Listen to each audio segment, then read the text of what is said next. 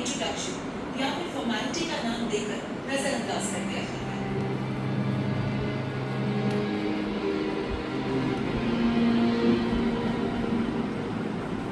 कुछ लोगों का ये मानना है कि रैगिंग सीनियर्स और फ्रेशर्स के बीच की दूरी को मिटाता है, उनमें दोस्ती पैदा करता है। कुछ लोग तो ये भी मानते हैं कि रैगिंग की वजह से उनमें इमोशनल बॉन्डिंग होती है।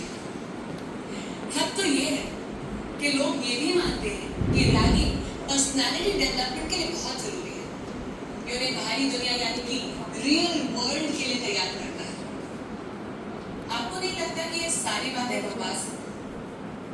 मुझे तो लगता है, बट मेरे लगने ना लगने से कुछ फर्क नहीं पड़ता। ये जानना बहुत जरूरी है कि हमारे आज के स्टूडेंट्स इसके बारे में क्या सोचते हैं। Let's begin with asking what is ragging. जब कोई स्टूडेंट एकदम कॉलेज में आता है तो बहुत चेंजेस होते हैं।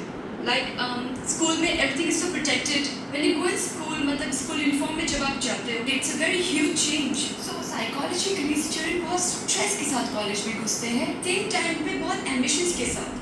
तो अगर उससे गलत सॉर्ट ऑफ रैगिंग उसे मिल जाए तो ये गलत सॉर्ट ऑफ रैगिंग क्या है? रैगिंग तो गलत है ही।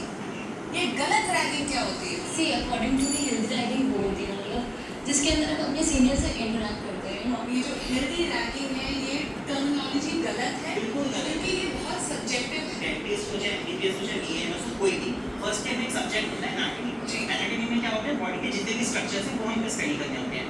तो उसमें लाइक हमको डिसेक्शन भी करना होता है, बहुत सारी चीजें करनी होती हैं। तो लाइक एक वो फन होता है सीनियर्स का कि हाँ ये एक चीज है, अगर तुम रैगिंग को नहीं झेल पाओगे तो तुम वो काम कैसे करोगे, तुम कैटेगरी एज पर डेड बॉडी उसको कैसे डील एंड करोगे। You agree with that? No, not at all.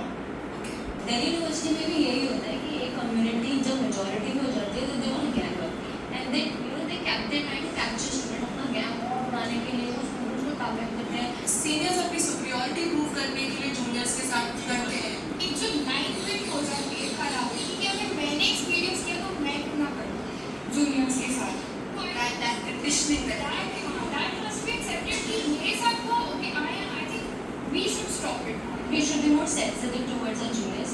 Welcoming होना चाहिए, सेंसिटिव होना चाहिए और साथ के साथ जो एडमिनिस्ट्रेशन है उसको और ज़्यादा कंसर्न होना चाहिए। आप एक बेसिक कंडीशनिंग बदलने की जरूरी है and that actually begins from everyone's homes. जो आप अपने माँ बाप से सीखते हैं, जो आपकी सोसाइटी कंडीशनिंग होती है, वो बदलने की जरूरत। बात सिंपल सी है कि किसी भी प्रकार की रैगिंग गलत है, खत्म होनी चाहिए।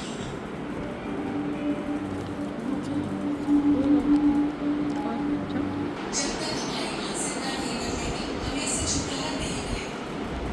अगर हमें इसे जड़ से मिटाना है, हमें उसकी जड़ तक जाना है।